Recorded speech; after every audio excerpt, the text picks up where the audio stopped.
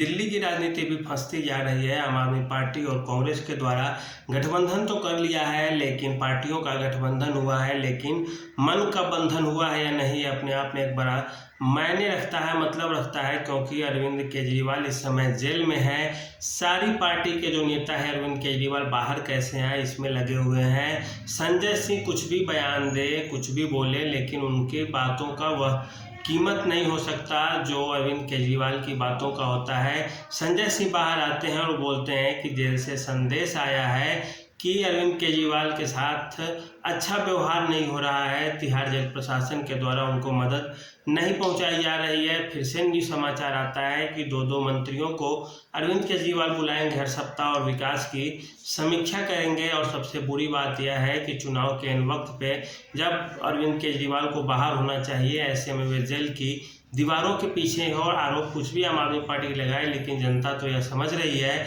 कि तिहाड़ जेल का जो प्रशासन है वह दिल्ली सरकार के अंतर्गत आता है, अर्थात उसके सरगना अरविंद केजरीवाल ही हैं और उनकी पार्टी के वे नेता हैं। और इस कारण तिहाड़ जेल में उनको किसी तरह की कोई दिक्कत नहीं हो रही होगी, क्योंकि जेल भी दिल्ली सरकार के अंतर्गत आता है और दिल्ली सरकार के जो मुख्यमंत्री हैं वो अरविंद केजरीवाल हैं। इससे पहले सत्येंद्र जैन जो दिल्ली सरकार के ही दिल्ली की में वर्तमान जो सरकार है, आम आदमी पार्टी की सरकार है, उसी के बड़े नेता सत्येंद्र जैन दिल्ली के तिहाड़ जेल में मसाज करते हुए और 2-4 लोगों को साथ में बैठाए हुए नजर आए थे।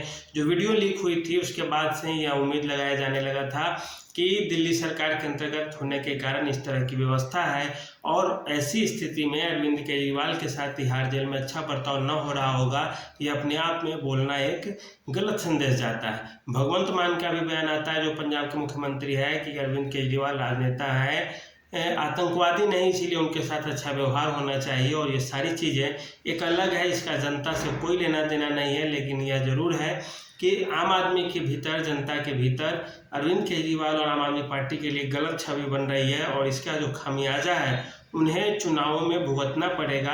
और दूसरी जो सबसे बड़ी बात है वह यह है कि दिल्ली में कांग्रेस और आम आदमी पार्टी का गठबंधन तो हो गया है, लेकिन दोनों के अपने अपने हित हैं, दोनों की अपनी अपनी उम्मीदें हैं और उनमें टकराव निश्चित है। क्योंकि दिल्ली में आम आदमी पार्टी के लिए अगले वर्ष फिर से चुनाव नज़दीक आ रहे हैं। विधानसभा चुनाव के समय उनको हो सकता है कि फिर से थोड़ी बहुत परेशानी का सामना करना पड़े, क्योंकि यदि कांग्रेस साथ में रहेगी तो उसे भी सीटें देनी होंगी।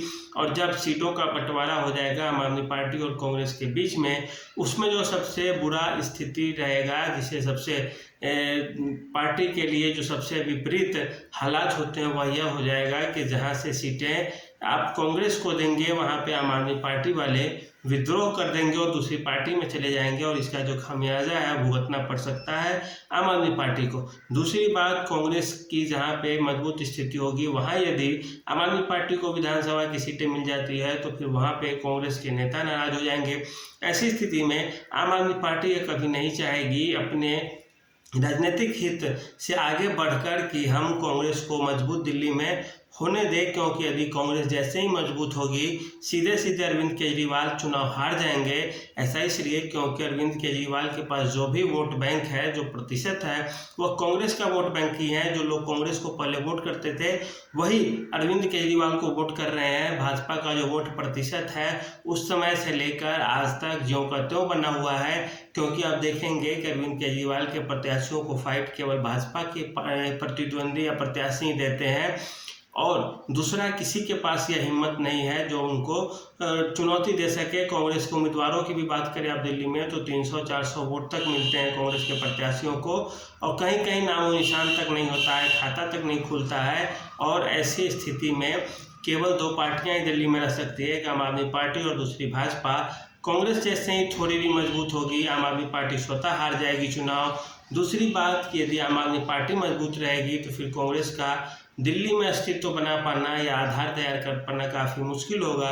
इसी कारण आम आदमी पार्टी कभी भी कांग्रेस के प्रत्याशियों को दिल्ली में मदद नहीं कर सकती, जिससे कि कांग्रेस दिल्ली में सीधे सीधे मजबूत हो जाए और आम आदमी पार्टी के अस्तित्व पर ही संकट के बादल मंडरा जाए। यही कारण है, चाहे वे कन्हैया कुमार हो या कोई हो, उनके लिए आम आदमी पार्टी उतनी मेहनत से काम नहीं करेगी जितनी मेहनत से कि अरविंद केजरीवाल के कोई भी सांसद या प्रत्याशी के लिए, उनकी पार्टी के प्रत्याशी के लिए काम उनके जो वो कार्यकर्ता है वो करेंगे, उतना कांग्रेस के लिए नहीं कर सकते। क्योंकि यदि कन्हैया कुमार जीत भी जाते हैं किसी तरह से, तो फिर वे सबसे बड़ा चुनौती हो जाएंगे आम आदमी पार्टी के लिए, और उनका जो आधार है वह कमज़ोर होता हुआ दिखेगा। और यह आम आदमी पार्टी कभी नहीं चाहेगी। इसी कारण कांग्रेस और आम आदमी पार्टी में भीतरघात होने की संभावना बन रही है। प्रत्याशी कौन है नहीं है कोई मतलब नहीं रखेगा।